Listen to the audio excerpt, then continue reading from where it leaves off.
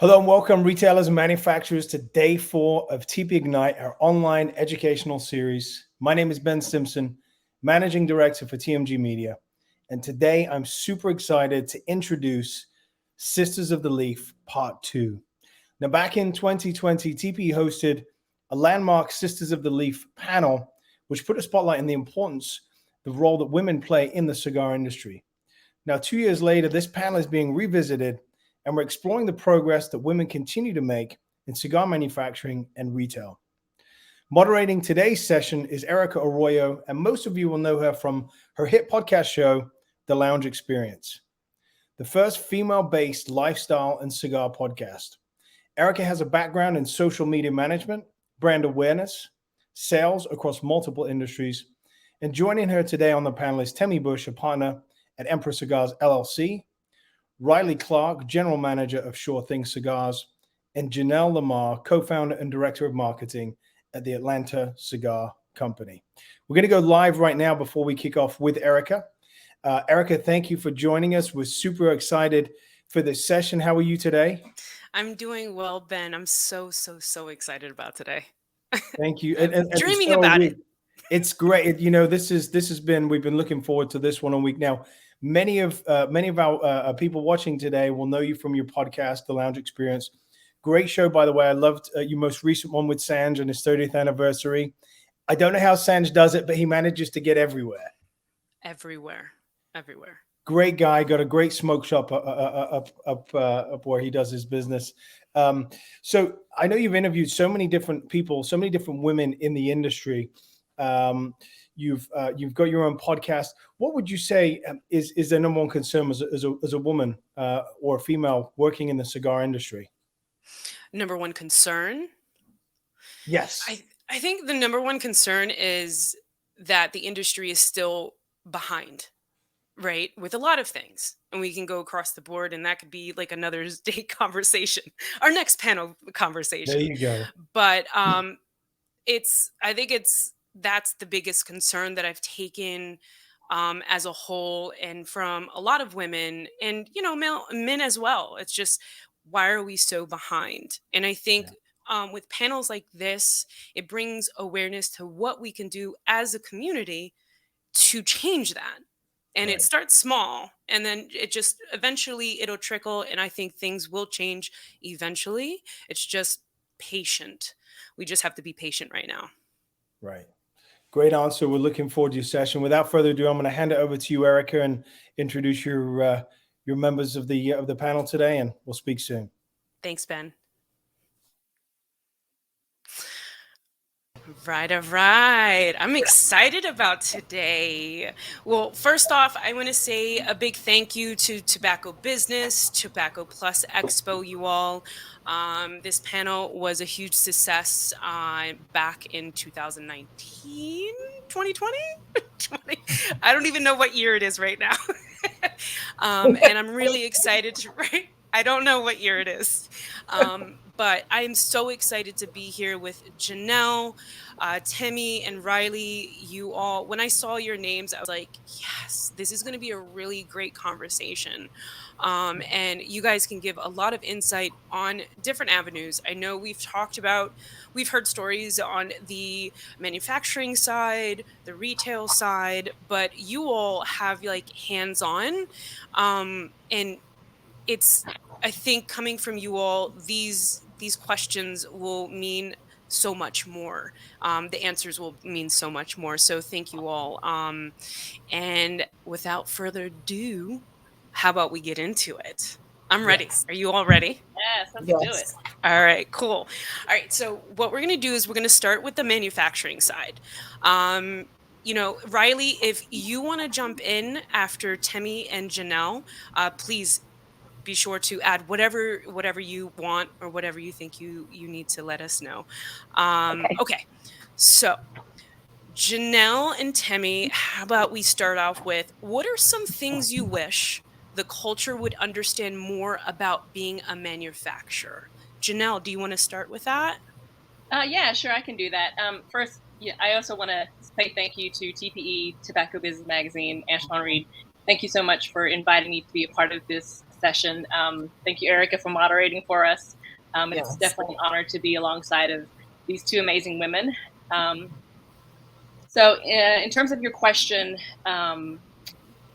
what you think what I think the culture should understand about being a manufacturer, that was the first question, right?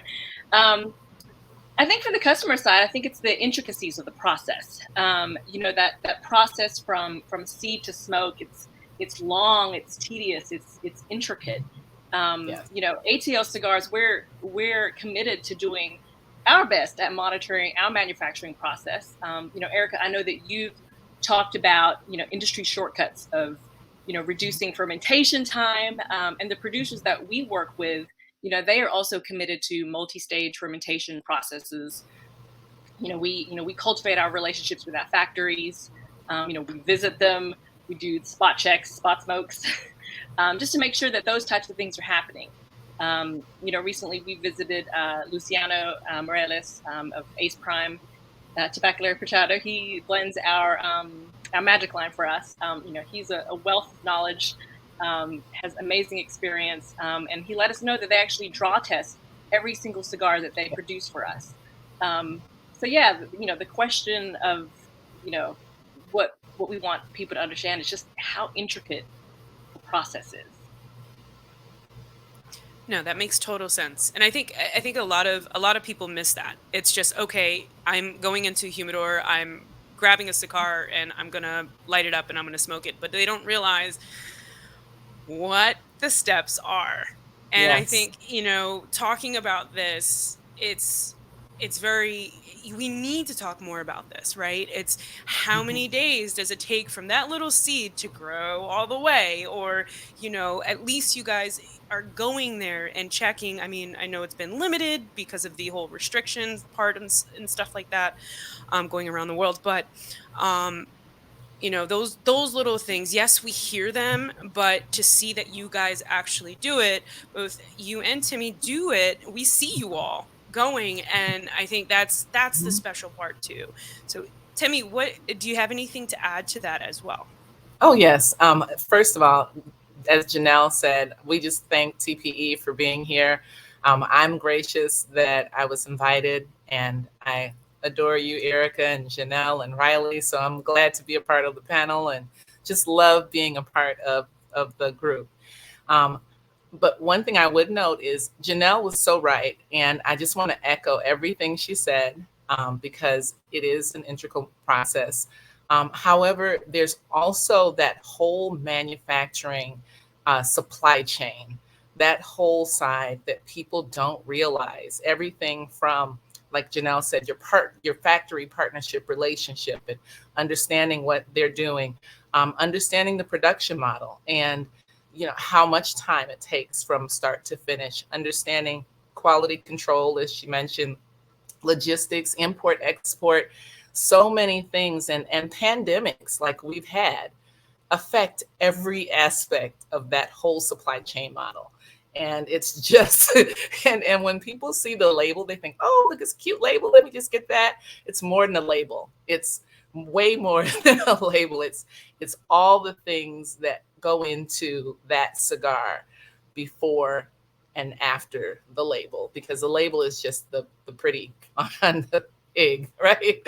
So that's how I always tell people. It's like way more than the cute label. Yeah. Yes. No, I have to agree with that. And I mean, that actually, I would love to pull Riley in on that, because you have these consumers coming into the shop and they're looking at these labels. Now, are you able to explain to the consumer like what the process is? Do these consumers allow you to or give you that space to fill in that gap of explaining like the background and the process? I would say it's a mix, definitely. You have some consumers that they just kind of they know and they want to come in and they know what they're looking for and they don't really want the spiel or anything like that.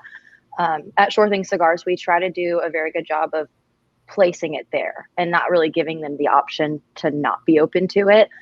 We're very big on educating our customers and making sure that they understand the process from crop to shop. So yes, I would say that that's definitely something that we focus on heavily while we're back there in the humidor talking with our guests. Awesome. And that actually, it's a great segue into my next question for you, Riley. As a retailer, the industry has changed a lot. We all know that. We all do. And the cigar demand is very, very high right now Yes. because of the pandemic and other changes happening within our culture. As a retailer, how has this affected you, your business, and your customers? Oh, gosh, where to Heavy start? question. Yeah. I would say we'll start with the business side.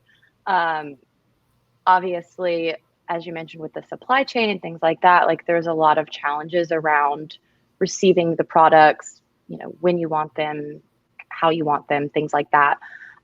So we have just made it a point to stay in contact with our manufacturers and our distributors and just kind of keep that relationship with them of, hey, here's what we need. How can we work around, what's going on? What other options do you have for us in place of what we're looking for? And so I think just staying really, really kind of in it and making sure that we're on top of it and anticipating problems before they come up. We've just had to stay really active in that side of it. And then as far as our customers, I mean, like you said, the demand has kind of increased through this pandemic, which is great. We love having all these new faces come into the shop and they're like, I've had all this time to sit around. I'm kind of, just want to try something new. I figured I'd give a cigar a try, right? So we get to introduce that world to more people now. And that's so exciting. That's one of my favorite parts of the job is having those new relationships and kind of building that culture and introducing more women to the culture and things like that. We've seen a really positive impact, I would say. That's great. That's great. I love that. And then, I mean, the demand. So the demand, going back to the manufacturing side, you guys have all this pressure on you. Like, there is a lot of pressure on you all just to listen, we want your cigars. Like, we want to smoke. Yes. Riley hears it all the time. People, at retail shops from me hear it all the time. Like, I want cigars. Yep. How are you guys handling that? I mean, you can only do so much with what you have, but Right. how do you guys keep your cool? What's your, I don't know, Janelle, I don't even know if I can ask the question. It's such a huge question. Yeah, it's tough. I mean, but ATL Cigar Company, we started in the pandemic, so this is kind of all we know, right? So for us, we've tried to, we like to do a lot of events. And so the events that we've hosted, we try to, have COVID in mind, have them outside, well-ventilated areas, like if they're not in a lounge, things like that. But even in conjunction with this high demand and this pandemic situation, we have these general challenges of just being a newer company, so add that into the mix. But we just focus on just trying to build that inventory, and it's hard to navigate the forecasting and things like that because we are newer. But we just do our best to try to build inventory, brand awareness. We partner with producers who have the ability to keep up with our demand. When we went to Esteli the last go around, we actually visited one of our factories at Tabacalera Hernandez that rolls out Good Trouble for us. And they were actually rolling our cigars before we had even placed an order. So we're like, hey, good job there. Good job. Ace Prime, Tabacalera Pichardo, they just recently expanded their production facilities. And so those are some really exciting things for us in terms of the demand side of things. No, that makes total sense. And I mean, Timmy, you're probably dealing with the same thing as well, I would assume. Actually, we are. And most of the deal with just understanding the production control out at the factory and understanding when things are forecasted to be in and how much time they take to curate, those are important issues. And we try to stay on top of that just to keep that supply and demand very equitable. Although it was taxing during COVID to keep that supply up. And we are still working through continuously staying on top of our forecasts so that we can keep the supply. going.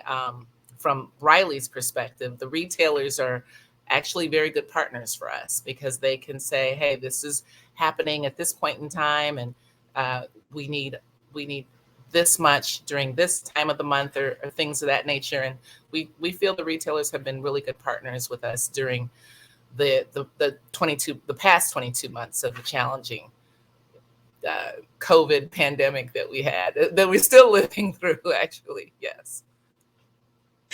Yeah, it's still going. Like it's like it is what it is. We're in it all together. And just not to end it, but just to piggyback on Janelle, and I heard Riley say something with her consumers earlier. We're constantly trying to understand how to do events with the pandemic still luring around us, and how to go into our shops and still have COVID safe events and those types of things. No, totally. I mean, listen, all three of you, I think, are rocking it out. And, especially with social media too, right? That kind of leads me into my next thing. All three of you are heavily on social media, building the brand awareness, and you're doing a fantastic job. And you have such big supporters all over the nationwide and worldwide, including Sure Things Cigars. Yes, Riley. For many reasons. Now, this is a question for the group. It's regarding social media. Marketing has changed so much now that we have a ton of social media platforms. And this can go for, pre-pandemic and now. Okay, this question is all together. What's the hardest part of social media for you? How have you overcome these challenges? Riley, how about we start off with you? I would say that engagement is definitely one of the things that we keep top of mind when it comes to our social media. Engagement and variety of content, right? I mean, you can only post so many pictures of cigars. People need to be engaged. So I work really closely with my wonderful social media director, and we are always brainstorming, hey, here's our audience. We have a lot of female followers, which is fantastic. How can we kind of show them that the world of cigars is open to them, and that the world of cigars can be fun and entertaining, and it's not just, people sitting around smoking tobacco. There's a lot more to it. It's a culture, it's a lifestyle. How do we portray that through our social media? That's so important. I think you guys are ahead of that. And like I said earlier with Ben, I wish the industry would be a little bit more ahead of where they are right now. Yes. Yes. But you all have, through your social media, you are showing the lifestyle, what it really is, right? So I tell a lot of folks, I'm like, if you really want to do your social media right, pay attention to Yelp. What is Yelp doing for these restaurants, right? It's like they're showing the parking lot, they're showing the inside, the chairs, the food, the bar, all of it, the lifestyle of that establishment. It's done it for you, right? And with you all, if you go to each, whether it's the brand page or your individual pages, you can see that. You guys are showing us the lifestyle of what it really is. Because I think a lot of people are still stuck. I'm like, oh, it's suit and tie. I still get that. Like, oh, it's, can I wear this in there? Absolutely casual. It's super casual. Right. It's you, right? And Temi, how about you? What's the hardest part of social media for you, and how have you overcome those challenges, that challenge or those challenges?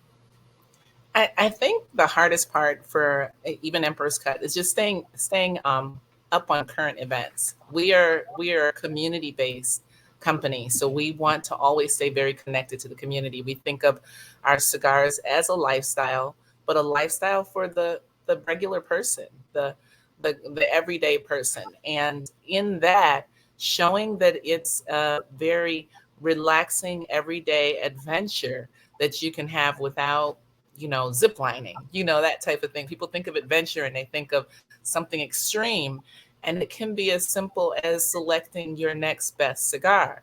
And for us, we just want to be in the rotation. So we try to show that it's really about just the relaxing effort.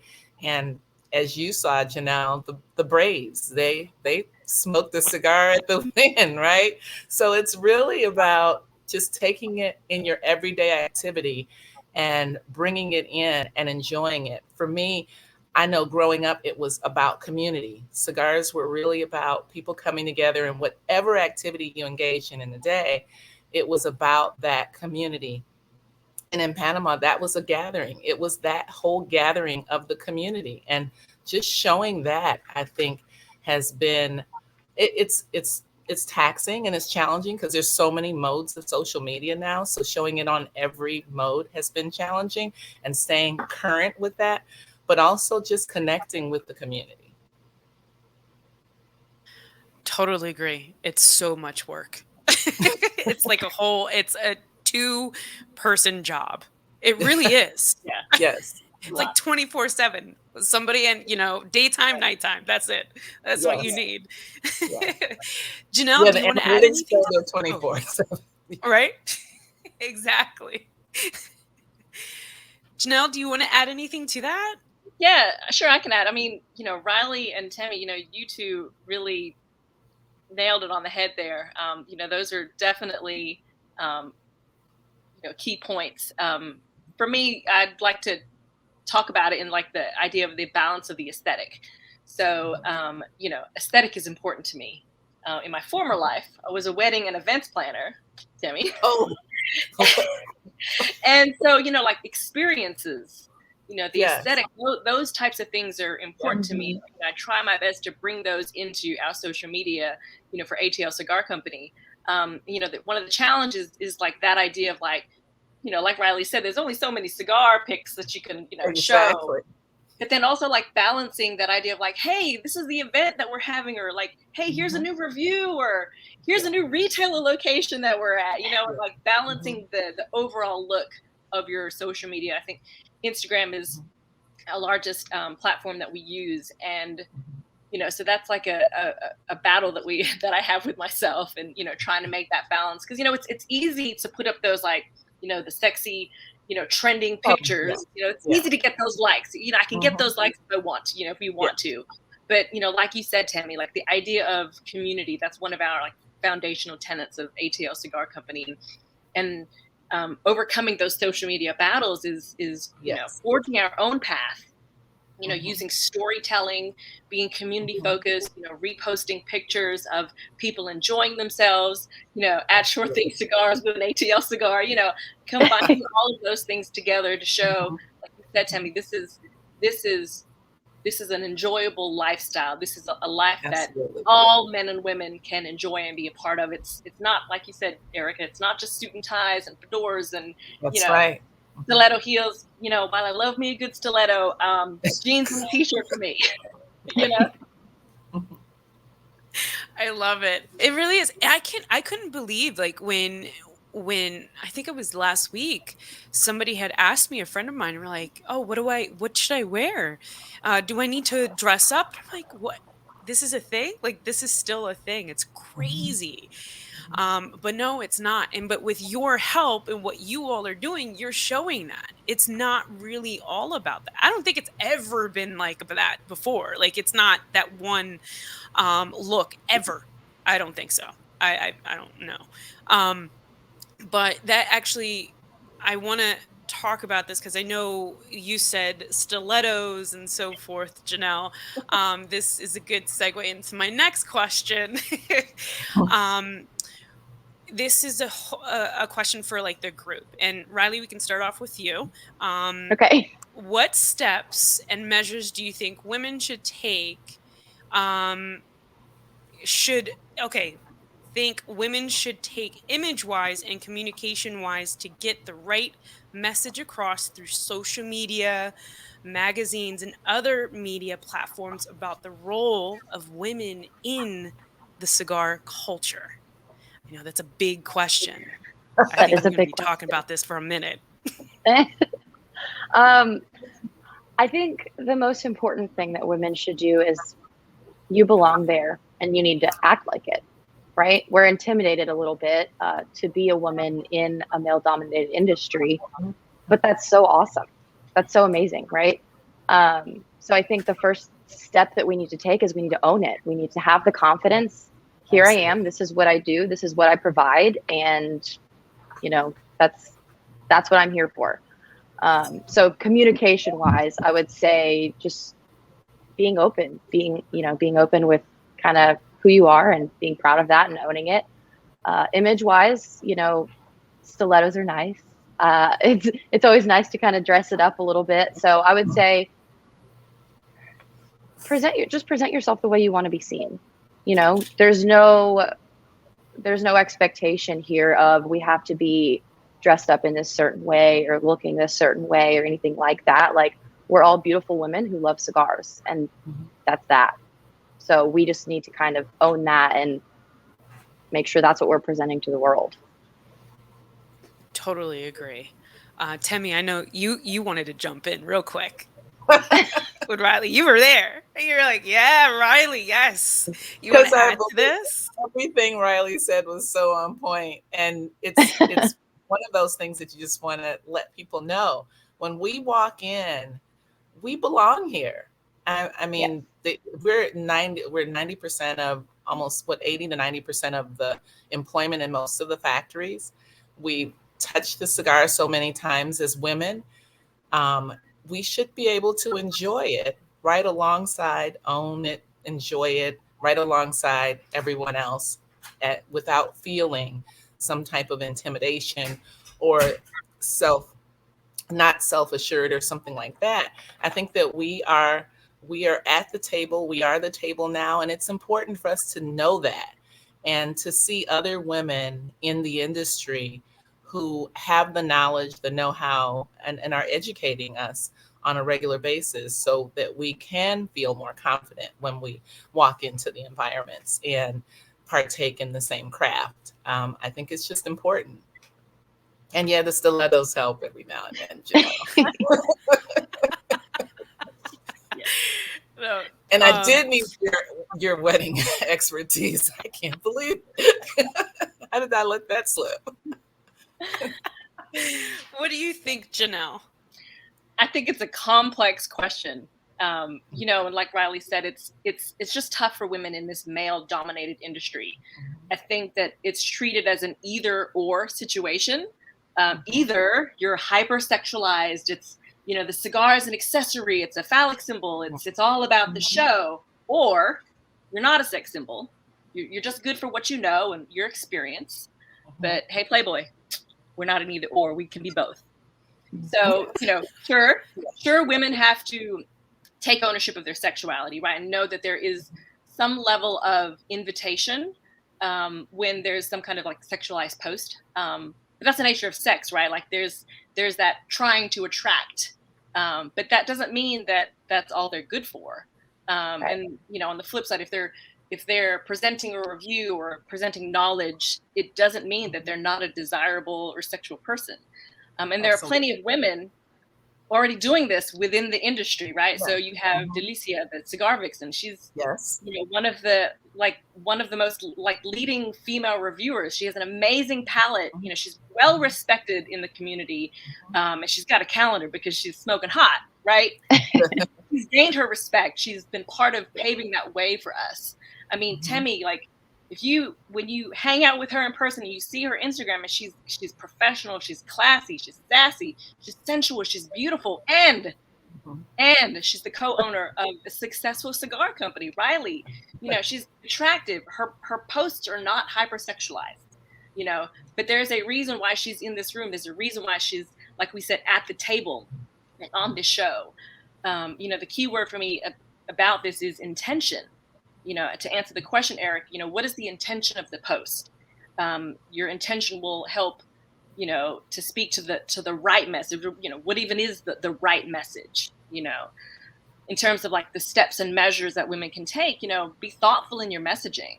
Is it right for you and your values? Does it speak to the larger values of women as multifaceted beings within this industry? Just being thoughtful, being mindful. What's your intention? Absolutely. Wow. Absolutely. Great thought. I always think of my daughters when I try to send a message across. What would they think when they look at this? Do I send the right message? And that helps me.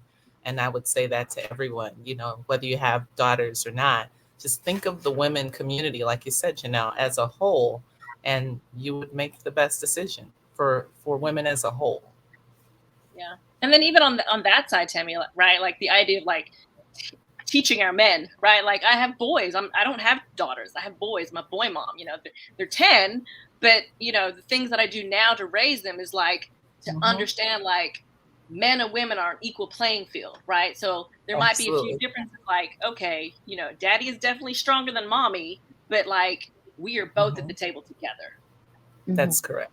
Yes, I like that.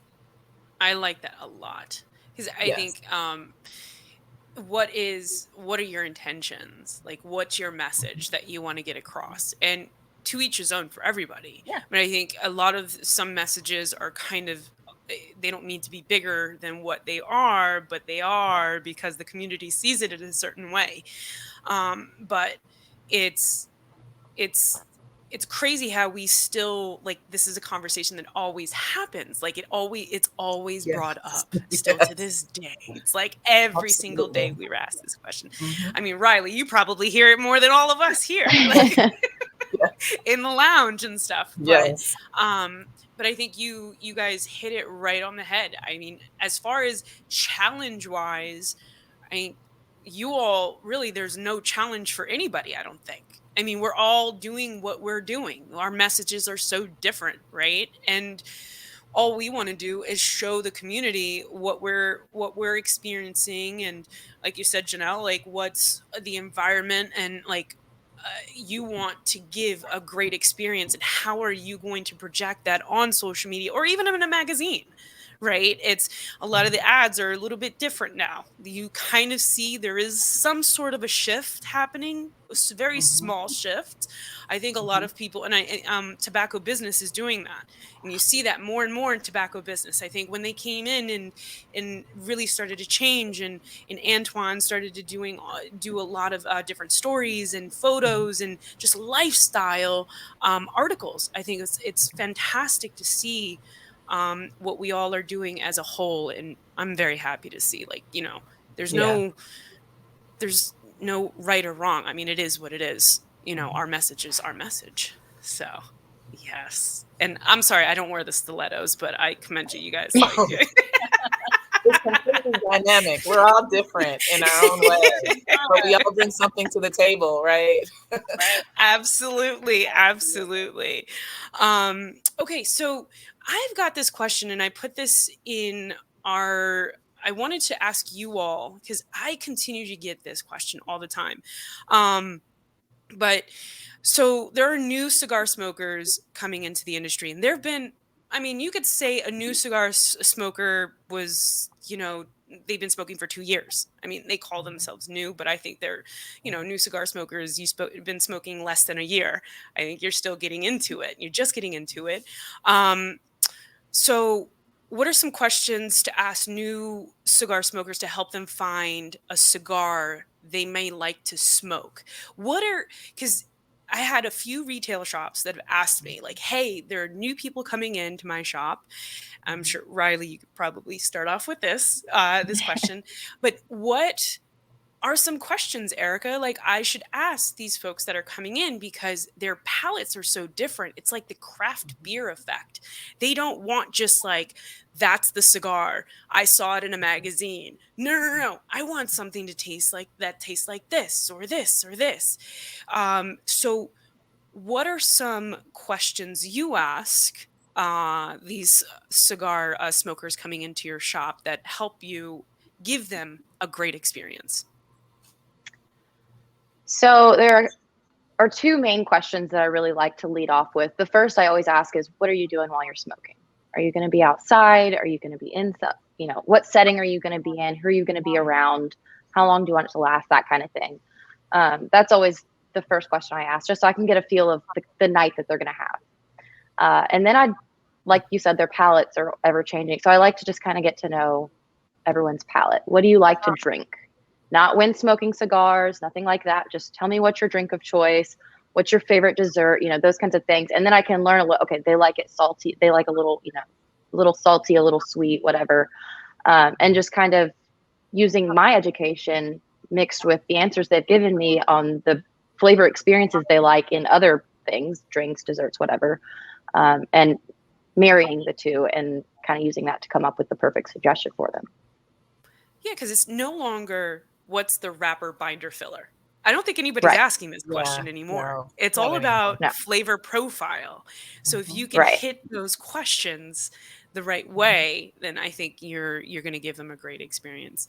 Yes. Temmie, do you want to add into anything to this? So you have friends that are coming, to you, or you have somebody reaching out to you via DM, or hey, maybe it's your cigar that they want, or you're in a setting, maybe you give them other cigar. I don't know, an ATL cigar. I say naturally when I'm talking to someone, I say, know your senses. What do you like to smell? What do you like to taste? What do you? Uh-oh. Did we lose her? And that said, Temmie? Yeah, we got you back. Okay, did you lose me for a minute? Yeah, what's your environment? Back to what Riley was saying, what's your setting? Because a lot of times people don't understand, it's really about you. It's not about what I like or what someone else likes. It's your palate, what your senses desire, and your senses might change from day to day, depending on your level of stress or your level of outside engagement, what's happening around you. And that's why a lot of times we want to know that setting. Ideally, you want a setting that can sort of calm your spirit. So if you don't have that setting, then it's going to change your experience. And so there's so many factors that go into it, but I always start with, what are your senses telling you? And it goes back to, are you just your taste buds like sweet all the time or like salty all the time? Do you like to smell sweet smells or spicy smells, or what are all those things happening in your life? And do you like a lot of commotion, or do you like things that are, because some cigars are very complex and they just they draw complexity, and then others are very they're very predictable, and you just have to understand that it's a totally different experience. And there's so many cigars in the market now, it makes the experience and the number of questions involved very tailored to the individual. It's really about the individual experience, and people have to know who they are. Now I sound like I'm on a mental health tick, right? Yeah, on a mental health commercial now. But that's another aspect. So I don't even want to go into that part. But yeah. Oh man, that's so true. Yes. Janelle, what do you think? What do you ask? What are some questions you ask? Or is it, I feel like we ask pretty much the same questions as well, all together here so far. But I mean, is there anything else that you could add to this? There's this, old wives' tale that, like, if women have better palates than men do, especially if they've ever had kids. So the question you definitely want to ask is like, hey, ma'am, have you ever been pregnant before? Just kidding. I'm just kidding. That's ridiculous. I was about to say, ridiculous. Riley and Temmie really have just covered it all. I mean, it is, like they both said, it's about the individual. It's about the person. I mean, there are those, the tried and true questions. Are you drinking brown spirits? Are you drinking clear spirits? That's the common one that everyone, I feel like a lot of people ask. But it does go deeper than that, right? It's like what the other ladies have talked about, the senses, the experience. And that's the thing about the cigar smoking. It's about the experience. I'm a porch smoking kind of gal, so 9 times out of 10, you're going to find me on my porch and not in a lounge. But even that is an experience, right? It's like, I got to make sure that, if it's warmer weather, I got to have my fan, and, I got to have the ashtray and, all of these things. that it's about the experience, it's about the person, and getting to know that person. And then also, like, if it's a newer smoker, just encouraging them to keep on trying new things. Absolutely. What have you not liked? What have you liked? And don't be afraid to just sit that cigar that you don't like in the ashtray and just let it burn out. Like, it's okay. Like, letting them give themselves permission to say, you know what, I was not a fan of this one. I'm going to try something different, and just keep on trying and see what you like. I think oh. No, go ahead. Go for it, Tim. Sorry. I was going to say something about that first experience, because a lot of times, even as we're asking that new cigar smoker what their palate is like, and letting things that they don't like, just die out, we also have to educate them a little bit on just how to cut and light, because sometimes that can change the experience completely. And I've met people that don't consider themselves new cigar smokers that really didn't know some of the things on the education of cutting and lighting, that it wasn't a shock. It was just a helpful tip, and it just changes the experience altogether. And then helping people who smoke other things to know that you don't inhale. It's really We still it's a what'd you say? We still have to let people know that. Oh yeah. Yes. Oh yeah. Oh yes. Yes. No. It's a palate tasting experience, not an inhale. Like you will get sick quickly. You'll have tobacco poisoning real quick. Yeah. You're gonna hurt the next day. Forget about it. Yes. No, and it's, you know what I would love to add to, and you all probably see this a lot, and Riley, you probably hear it a lot more than maybe all three of us here. But there are so many great reviewers out there, right? Yes. Bloggers, they're sharing their experiences with that specific cigar. And when I first started smoking cigars over 12 years ago, it was like I would try my hardest to find these tasting notes in these cigars that people have written about. And I'm like, I'm not finding them. I'm frustrated. I became so frustrated and like, like I'm not smoking it right. I didn't light it right. My palate is not right. And I think just if you ever find yourself in that position, X that out.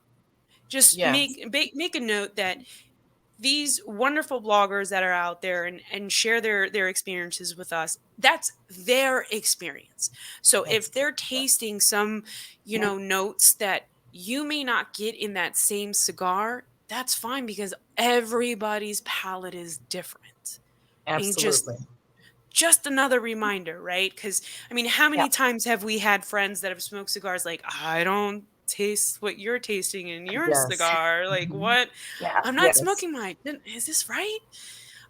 So I just wanted to add that, because that's come across my table quite a few times in the last year, because everybody's smoking more cigars, and just don't beat yourself up, because I know that's what I did when I first started, and we forget that. And so it's your experience. It's you're choosing, and these ladies here are providing you with information that you can apply with going into a cigar lounge. Riley, like you said, own it. Like, go in there. Absolutely. It's okay. Just ask the question. This is what I'm looking for, or I don't know anything about cigar smoking, but I want to enjoy something. I want to experience what these other people in the cigar lounge are experiencing. What do you suggest? And it's okay. So I think all of what we've talked about today is all these are so important things. And I know a lot of people feel, especially a lot of women, feel a little bit alone. It's like, damn, like I should be doing this on social media. No, you don't have to be doing that on social media. What do you want to share with the community? You are the community. You are the culture. You are the cigar culture, just like we all are here. And we're all so different and so unique in our special ways. So I just wanted to add that. No, that was beautiful. Yeah. I wanted to sing a song while you're talking. Go ahead. You can sing a song now. So, all right. Wow, it's already been 45 minutes already. Wow. And I think, Wow.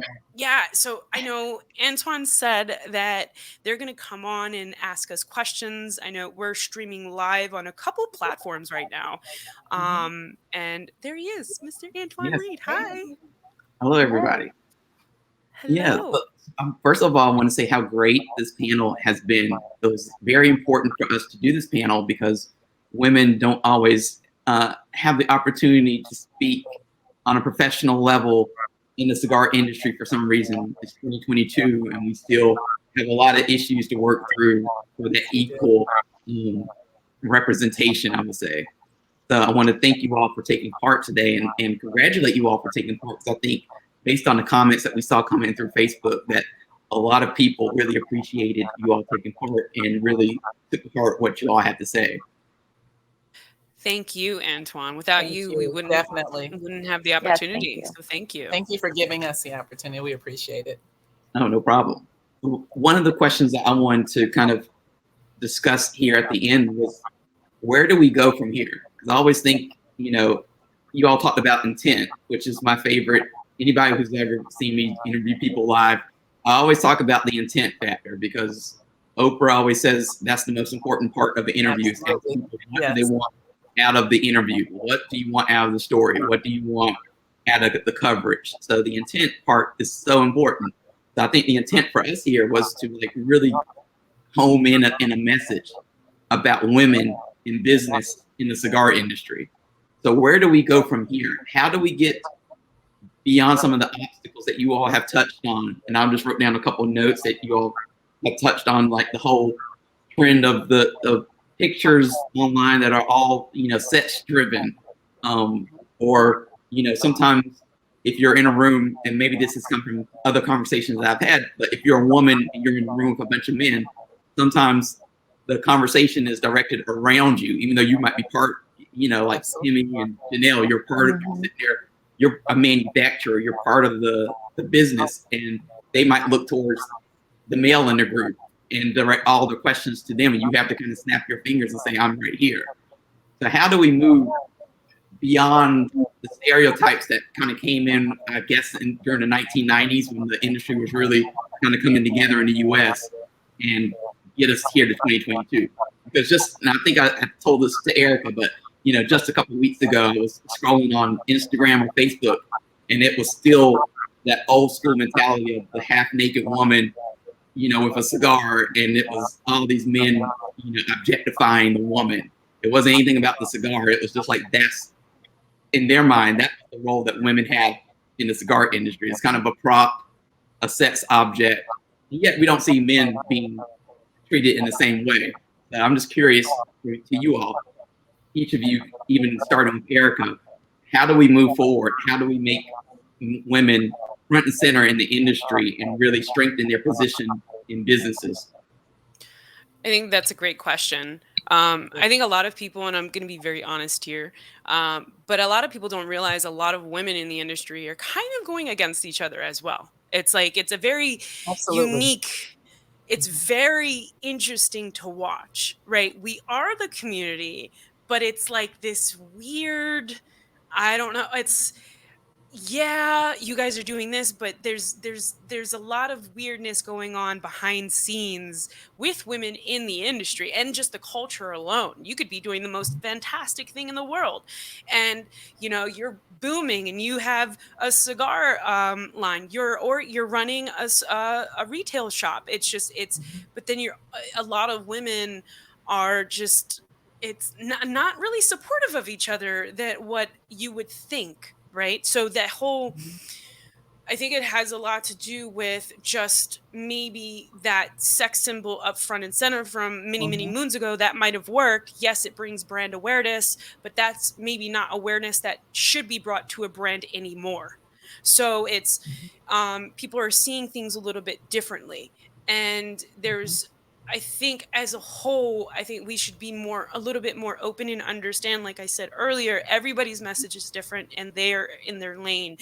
And those who do open up their arms to you and welcome you, embrace it and lean into it. And us being here as a community, I think it's a small step in a very big area, but we still are making that step. And I think we could follow along with, like, the spirit industry did the same thing. The spirit industry took a very long time to get to where they are now, and a lot Absolutely. of yeah, so if we pay a little bit more attention or a lot more attention to what they're doing, same thing happened to them, same thing happened to us, and we can learn a lot from what they're doing and just go through this together, enjoy it. Doesn't No one's better than the other. It's just a matter of bringing awareness and allowing us, giving everybody a safe space. But as well, you got to protect your magic. But still, Absolutely. you I think the intuition is there to those who, okay, I can let this person in and I'm being open about it. I think can I speak, Antoine and Erica? Right. I think Erica's point is right on. I do believe that we have to have more forums like this. However, there is a weirdness in the industry. There is this whole kind of underlying current of some kind of weird competition. I know one of the things that's my passion, and it's also on my page, is sisters supporting sisters and collaboration and the shared wallet. It's part of our Empress Cut theme. It's part of my theme as the Cigar Empress, and just identifying just women collaborating with other women and working together. It's nothing to work together. We're so few in this industry that it's nothing for us to work together and just prop another person up in the process. And Janelle knows that. That's how we actually met. Just really just kind of getting ideas from one another and working and collaborating in different settings. And Riley, we pull you in anytime, but you've got that other experience that we need to have more insight of. But it's those kinds of things. There's so many women in the industry. I don't want to name anyone that's not on this call, because I would be like slashed for not naming everybody. But there's so many women in the industry that I have worked with. And even up to, my event this Sunday, I have women who have offered to work and help together and do things with me. And I openly, and I think if I set that bar, I think we can only do what we can do, right? And I think if we set the example as women in the industry, women in business, we can set the example and just try to pass it on, at least to one person, and tell them to pay it forward. I do that in my other industries, and it sometimes works and sometimes it doesn't, but at least we know that each one can teach one, right? Yes. Yeah, Eric, Timmy, you that was amazing. That was very, very well explained, very well spoken, and I agree with all of that. I mean, kind of like what you were talking about, Erica, like often in male-dominated industries, not just the cigar industry, a lot of women, they find themselves at some time fighting to be seen, and maybe not necessarily fighting with each other, but just fighting to be seen and heard. And to answer your question, Antoine, I think the more often our stories and our opinions are being shared and told, and the more we are seen, and the less kind of cutting against the grain we have to do as women. And it is spaces like this that help us to be seen. And I think as long as we continue to have spaces like this, it gives us the opportunities to be able to share our stories, share our opinions, and help people understand more about what we're about. And I think too, to kind of piggyback, women supporting women is obviously very important and a huge goal. But I think another thing that we have to take a look at is showcasing us alongside men. It's not just women power, it's power of everybody. women and men alongside each other. We are equals. We are doing the same thing. We know the same things. We're creating the same experiences. So yes, sisters supporting sisters is incredibly important, but brothers supporting sisters is also important. I like and so that. I think Riley. that collaboration, highlighting that collaboration, is important as well. Absolutely. So we need male cheerleaders. We have Antoine. Yes, more who's going to cheer for you. Yes, exactly. Male cheerleaders. Yes. And Riley, you're the only retailer on the panel. So I really wanted to direct this last question to you because, but the other women on the panel, of course, please chime in after Riley. But something I hear a lot from other retailers in particular is that they aren't sure how to handle the demographic of women in their store, which confuses me. But it's not just women. They don't know how to handle other demographics either. You hear this.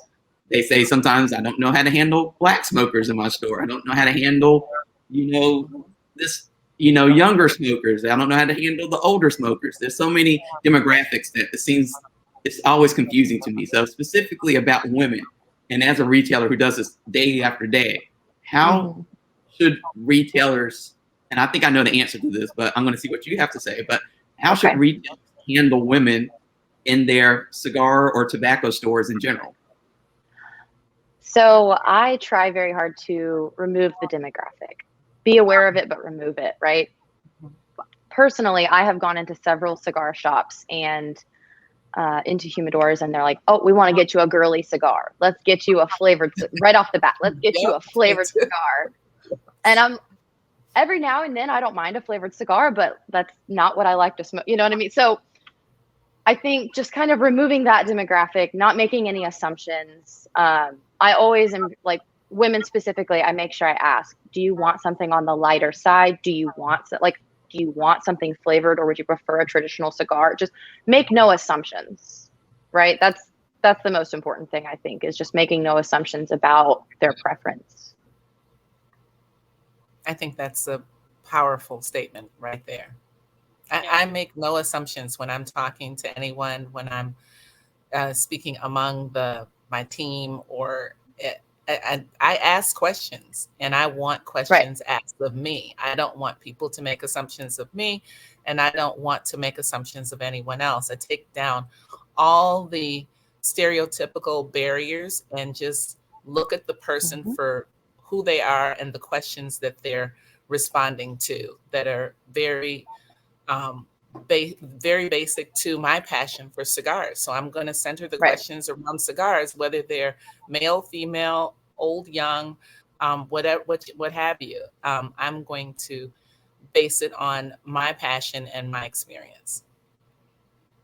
Yeah, and women have strong economic buying power, right? Women control like half, if not more than half, their personal wealth, right? So even if a female customer comes into a shop, even if they themselves are not cigar smokers, women influence their friends, their spouse, their families. That's right. She shouldn't be treated differently because she's a woman.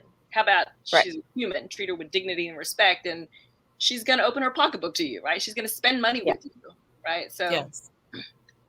And the interesting thing about that statement, Janelle, is that women they're expressing their opinion on different things that unnerve them. So if they see an advertisement that they don't particularly care for, they instantly will remember that they're not purchasing from that particular vendor because of that advertisement faster than anything else. And so that buying power means a lot. And then in their psyche, that buying power also translates to revenue in some areas it's lost because of something like advertising or something that was said or things like that. So a lot of times, like you said, Riley, people make those assumptions that carries over into revenue. It affects your revenue over time as well. I'll give you another example. When we were first seeking out different manufacturers, we were talking to one, and Leroy was on my left, Peter was on my right, and this person was talking to Leroy, talking to Peter, And I'm like, I'm a decision maker. Talk to me. He wasn't talking to me. So at the end of the conversation, I said, you know what? We're not going with this. We're not going with them. You know, there were some other reasons why we chose not to, but I was very adamant. He's not talking to me. Talk to me. I'm a decision maker. So it's interesting you said that, because that came up in another panel. I'm not sure if this was your panel, another point in time, Antoine, but it was another panel, and it was a retailer, and she was an owner. And I think she was part owner. Her partner was male, and apparently the distributor came in and was selling a certain brand of cigars to them, and he wanted to speak to the owner, and said that to her. And so she went and told her partner, we won't be buying anything from him because he overlooked me like I was the help. And she said that in a forum, and I thought to myself, that's what happens when people make assumptions. That's why, Riley, I go back to what you just said. First and foremost, people should stop making assumptions. Ask the right questions, be authentic, and take people for who they are. Speak from your knowledge.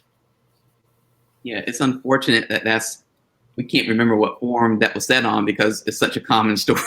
I think that's why, because there's like 5 different conversations I've had over the past 2 years during different interviews and videos that I feel like that has come up in. So this panel, like I said, we're kind of at the end of our time today, but this panel has been great. And I want people to know that even like, we're going to have these conversations throughout the year. Like, we're working on stuff at TMG that we're going to try to bring forums and discussions like this throughout the year. So it's not like we have to wait for, the next TPE Ignite online virtual conference to have this kind of conversation, because these conversations are important, and they're an important part of the business that don't, like I said, we just don't hear a lot of discussions about. So I want to thank you all, and each of you, for taking part in today, and just to know that you'll probably be called on again at some point this year to kind of come on one-on-one or with me and Ben to kind of have a more kind of special conversation about these topics and more about your companies, because each of you are bringing something completely different and new and vibrant to the industry that needs to be celebrated and explored in more depth than we can get done in an hour. That being said, I hope to see most of you and people who've watched and taken part today at TPE in a couple weeks. It's like in another week and a half, so we don't have that much longer to go. So I'm looking forward to seeing most of you at TPE. And for those of you who have not yet registered for TPE, you can do so at tobaccoplusexpo.com. I believe the hotel bookings or discount rate has been extended. So today is definitely, today and the next couple days this week is definitely the time to book it and come out to TPE. I think most people here have been to TPE, or at least know somebody who has. It's a very great experience. It's nice to network.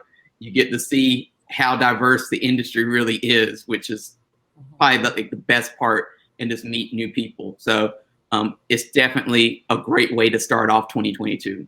So we want to thank you. Yes. So we want to thank everybody for watching today. And we have one more TPE Ignite session tomorrow. It'll be presented by the Brightfield Group. So we're going to be talking about a completely different topic. It'll be CBD and cannabis and some of the alternative industry stuff. So it'll be a great way to kind of end this week. For those of you who have not seen the other TPE sessions, you can go see that on tobaccoplusexpo.com. There's a TPE Ignite section on the website. And you can also see these on Facebook, on the TPE webpage, and also on YouTube. And if you subscribe to Tobacco Business's online newsletter, you'll see this session and others kind of trickled out through that for the next couple of weeks. So thank you so much for everybody who watched. And I look forward to seeing everybody at TPE and at tomorrow's virtual session. Thank you so much, everybody. Thank you. Thank you, Antoine. Thank you. Bye. Thanks, everyone. Bye.